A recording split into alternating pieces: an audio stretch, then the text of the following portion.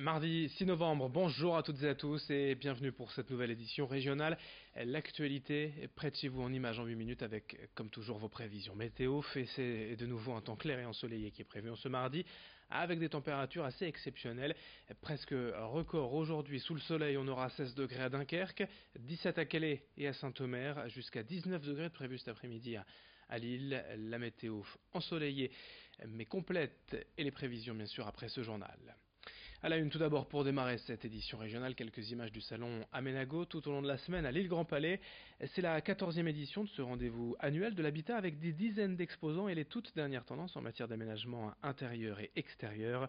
L'occasion de s'intéresser ici et d'un peu plus près à la construction passive, cette technique d'architecture pour optimiser la chaleur extérieure et du soleil pour se passer de chauffage à l'intérieur de la maison.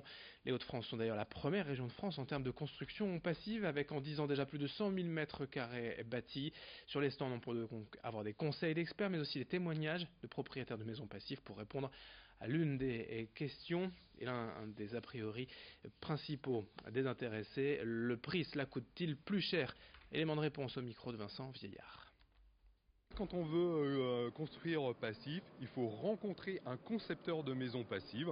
C'est un métier, soit un architecte qui est diplômé, soit un bureau d'études. On vient avec son budget, on vient avec ses envies. J'aime le bois, j'aime la brique. En fait, une maison passive, on peut faire avec tous les matériaux. C'est une méthode, on fait ça avec tous les matériaux.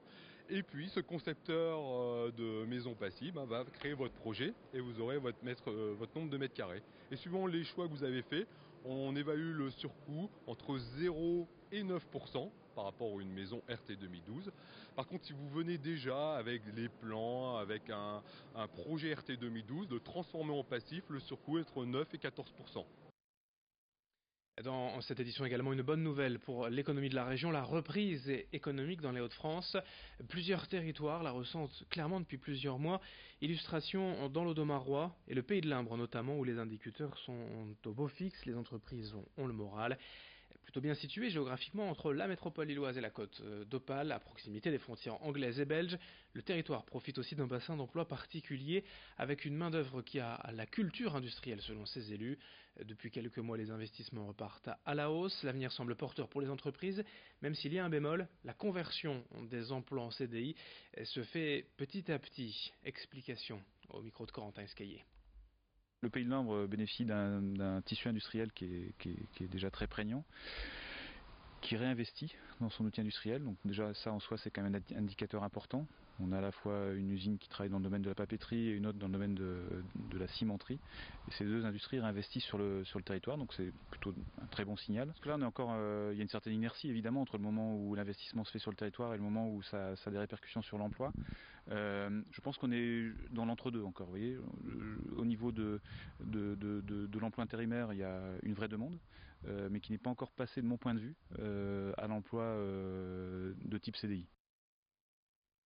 Dans cette édition également, tout autre chose. On vous présente Fastoche, l'application qui gère votre budget et vous permet surtout de connaître les aides sociales auxquelles chacun peut prétendre. En France, on estime en effet aujourd'hui que près de 13 milliards d'euros de prestations ne sont pas réclamés chaque année. C'est en moyenne 500 euros par famille.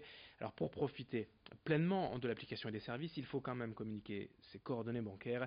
Mais ensuite, Fastoche se charge de vous calculer vos dépenses fixes mensuelles et en fonction des informations délivrées, l'appli va vous donner, calculer les aides auxquelles vous avez droit, genre prime d'activité ou aide à la complémentaire santé. Explication au micro de Céline Nuret. C'est très simple, vous connectez votre compte bancaire à l'application et ainsi l'application elle va pouvoir en temps réel actualiser votre budget. Et votre budget vous le retrouvez sur un onglet qui vous permet de savoir exactement combien vous avez le droit de dépenser jusqu'à la fin du mois. Ce qui est différent de combien vous avez sur votre compte bancaire, parce que peut-être que vous allez avoir des impôts qui vont tomber le mois prochain. Donc il faut en tenir compte. Donc combien vous avez vraiment le droit de dépenser jusqu'à la fin du mois, et on va vous le ramener par jour. Parce que 19 euros par jour, c'est vraiment ce qu'il faut en moyenne que vous teniez si vous voulez finir le mois dans le vert et payer vos factures d'ici la fin du mois et pour les mois suivants. Si vous êtes déjà adepte des huiles essentielles, vous le savez sûrement, il faut faire attention au dosage. Le mélange se fait goutte à goutte, sous peine parfois d'être dangereux pour la santé. C'est en partant de ce constat, de cette contrainte que Marion Wattet et Céline Vignon, deux jeunes nordistes, ont créé la marque Aromade with Love, 100% bio fabriquée en France. Pour simplifier l'utilisation des huiles essentielles, elles ont créé les mélanges en laboratoire, puis ils vendent leur création dans des dispositifs de flacons à billes, des roll-on. Il suffit alors de l'appliquer par exemple sur le poignet avant de l'inhaler. Ces produits se trouvent un peu partout dans la métropole lilloise, mais aussi dans certaines pharmacies de la Côte d'Opale, notamment à Huimereux, et sur internet évidemment sur le site aromadewithlove.com. Explication au micro de Xavier Silly. On a associé des synergies d'huiles essentielles bio à des huiles végétales bio, qui sont l'huile d'amande douce, l'huile d'argan et l'huile de germe de blé. Et c'est disponible sous forme de roll-on en fait, qui s'applique sur les poignets. Donc une utilisation et un geste hyper simple pour bénéficier de tous les bienfaits de l'aroma sans risque de toxicité. On sait que ça peut être toxique, c'est à la goutte près, alors qu'avec un produit qui est dilué, comme nos roll-on, l'utilisation est vraiment simplifiée. Et puis pour finir ce journal, allons dans les jardins du Louvre-Lens découvrir une nouvelle œuvre d'art, une sculpture signée Françoise Petrovitch, créatrice de cette œuvre baptisée Tenir, l'aboutissement d'un long projet débuté il y a 9 ans, avec à l'origine un collectif d'habitants de Liévin, mais aussi diverses associations comme la Ligue des droits de l'homme ou ATD Carmonde.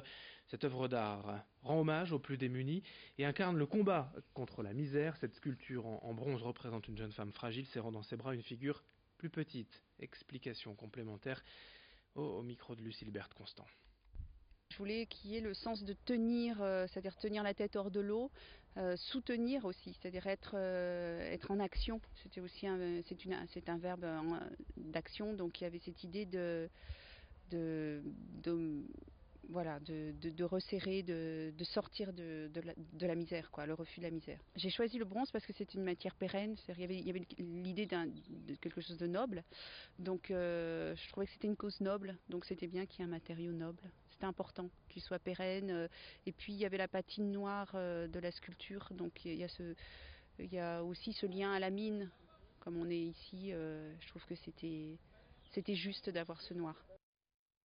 Ainsi se termine ce journal régional. Merci de votre fidélité. Très belle journée à toutes et à tous. Dans moins de 8 minutes, dès le prochain quart d'heure, un nouveau point sur l'actualité. À tout à l'heure.